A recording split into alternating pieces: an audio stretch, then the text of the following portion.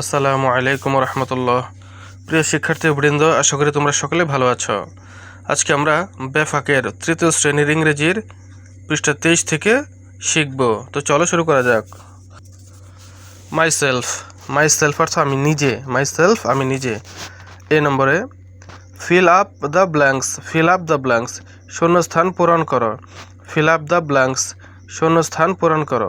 I am a, I am a, এখানে dash রয়েছে, যে খালি জায়গা, এটা dash. I am a dash মানে খালি জায়গা। এখানে কি বসবে? এই যে ব্র্যাকেটের ভিতরে দেখতে পাচ্ছ বয় অর গার্ল। বয় মানে বালক বা ছেলে, গার্ল মেয়ে বা বালিকা। এখন তুমি যদি ছেলে হও তাহলে তুমি লিখবে বয়, BOY বয় দিবা। আর তুমি যদি মেয়ে হও তাহলে গার্ল, এই যে গার্ল আছে এই গার্লটি এখানে লিখে দিবা। তাহলে তুমি মেয়ে হলে কি লিখবা? I am a girl, I am a girl. Girl লেখার সময় এই জি ছোট হাতের দিতে হবে। আর তুমি যদি ছেলে হও তাহলে তুমি লিখবে I am a boy, I am a boy, আর এই বিটা ছোট হাতের বি দিতে হবে। আই এম এ বয় আমি একজন বালক, আই এম এ গার্ল আমি একজন বালিকা। আই এম ড্যাশ মানে খালি জায়গা। এখানে তো খালি জায়গায় তুমি কি লিখবা সেটা দেখিয়ে দিয়েছে এই যে ব্র্যাকেটে। ব্র্যাকেটে লেখা আছে নেম, NAME নেম, নেম মানে নাম।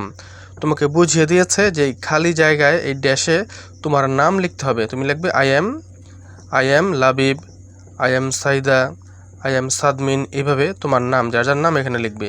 ওই যে ব্র্যাকেটের ভিতরে ওইটা লেখার দরকার নেই। তাহলে আই এম মুয়াজ এটা লিখতে পারো, আই এম মুয়াজ আমি Muaz.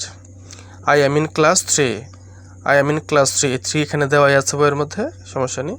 I am in class 3 আমি তৃতীয় শ্রেণীতে পড়ি, আমি তৃতীয় শ্রেণীতে পড়ি। এটা দেখি মাই ফাদার ইস এখানে নাম দিতে হবে, বাবার নাম। My father is Abu Muaz, my father is Abu Muaz আমার বাবা আবু মুয়াজ, আমার বাবা আবু মুয়াজ। এভাবে যার যার বাবার নাম এখানে দিয়ে দিবে। হি ইজ এ, এখানে তোমার বাবা যে যেটা করে তার পেশা, তার পেশাটা এখানে দিয়ে দিবে। যদি কারো কোনো পেশা লিখতে না পারো তো শুধু টিচার দিয়ে দিবে, কারণ সবার বাবা সন্তানের জন্য শিক্ষক। এই জন্য কারো বাবা কি করে সেই পেশা জানতে না পারলে টিচার দিলে হয়ে যাবে। He is a teacher. যার বাবা ড্রাইভার সে দিবে ড্রাইভার। যারা বাবা বিদেশ থাকে সে দেখবে এক্সপেট্রিয়েট, এক্সপেট্রিয়েট। ঠিক আছে, EXPATRIATE এক্সপেট্রিয়েট। ঠিক আছে, এটা দিয়ে দেবে। তাহলে হি ইজ, যারা বিদেশ থাকে তারা কি দিতে পারো? হি ইজ অ্যান, ANN, এই যে AN এটা দিবা, আর এক্সপেট্রিয়েট দিবা। আর এই যে ব্র্যাকেটের ভিতরে লেখা আছে প্রফেশন, অকুপেশন, এগুলো লেখার দরকার নেই। এগুলো দিয়েছে তোমাদের বোঝার জন্য যে তোমরা ড্যাশের মধ্যে কী লিখবা, এই জন্য এটা দিয়েছে। অথবা এগুলো খাতায় লেখার দরকার নেই। তাহলে হি ইজ এ টিচার, সে একজন শিক্ষক। অথবা হি ইজ এ, যার যার বাবা যেটা করে সেটা দিবে এবং সেটা বাংলা লিখে দিবে। My mother is dash, my mother is dash, যার যার মায়ের নাম দেবে। এখানে নেম লেখা আছে ব্র্যাকেটে, যার যার মায়ের নাম হবে এখানে। My mother is Sumaiya, my mother is Sumaiya. She is a dash, she is a dash, এই ড্যাশে কী দিবা? অর্থাৎ তোমার মা কী করেন। প্রফেশন অর অকুপেশন, পেশা, তোমার মা কী করেন। কারো কারো মা দেখা যায় শিক্ষিকা বা অন্যান্য চাকরি করেন। আর কারো মা যখন কিছুই করেন না তখন কিন্তু ঘরের কাজ করেন।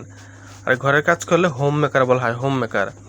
She is a home maker, she is a home maker, তিনি একজন গৃহিণী মানে ঘরের কাজকর্ম করেন। She is a home maker বা হাউস ওয়াইফও দেওয়া যায়, house wife. I have dash, I have dash brothers and dash sisters, অর্থাৎ তোমার কয়েকজন ভাই বোন আছে সেটা লিখতে হবে। তো এখানে I have 2 brothers and 2 sisters আমি দিলাম, যে আমার 2 ভাই এবং 2 বোন আছে।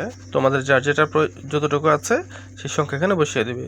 আর সংখ্যার কারণে এই যে ব্রাদার্স এবং সিস্টার্সের S কম বেশ হবে।